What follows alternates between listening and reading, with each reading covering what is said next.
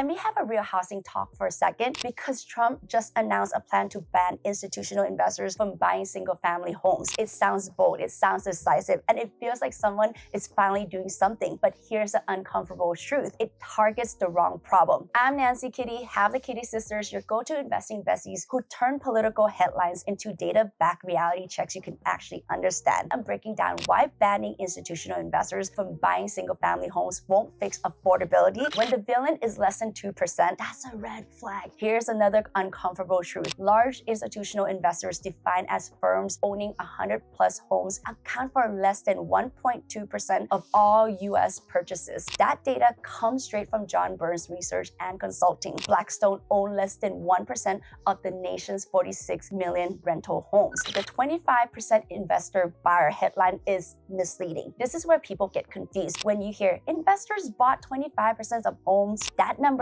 includes second home buyers, vacation homes, small mom and pop landlords, institutions all lumped together. Zoom out farther and here's the real number. All rental home investors combined, including small landlords, own about 9.9% of US housing stock. That's everyone, not just institutions. The buyers you're mad at already left. Here's the part almost nobody mentions. According to John Burns data from 2022 to 2024, large institutional rental investors were net sellers. They sold more homes than they bought. So even if you ban them tomorrow, housing wouldn't suddenly get cheaper. The real crisis is supply. It has always been. This isn't a demand problem. It's a multi-million unit supply problem. JP Morgan estimates the US is short 2.8 million homes. CBRE Investment Management puts the shortage closer to 2 million units. Rand Corporation is clear. Rising prices are driven by scarcity caused by barriers to housing production, not investor activity. You can ban buyers, you can yell at capital, but you can't ban your way out of a shortage. We didn't just underbuild. We built the wrong thing. This is the quiet part nobody wants to admit. For decades, builders prioritized larger homes, higher price point, better margins. This created a massive shortage of starter homes under 1,800 square feet, even as household sizes got smaller. At the same time, JP Morgan notes that approximately 80% of homeowners are locked into mortgage rates far below today's level, so they're not selling, which freezes supply exactly where first-time buyers need it most. Banning less than 2% of buyers won't fix a multi-million unit housing deficit until we address zoning reform, housing production, the type of homes being built. Housing stays expensive no matter who you ban. We don't build wealth or affordability by chasing sound bites. We look at incentives, maths, and systems. If you want real insight into housing, investing, and economic system, not narratives designed to make you angry instead of informed, follow us, the Kitty Sisters,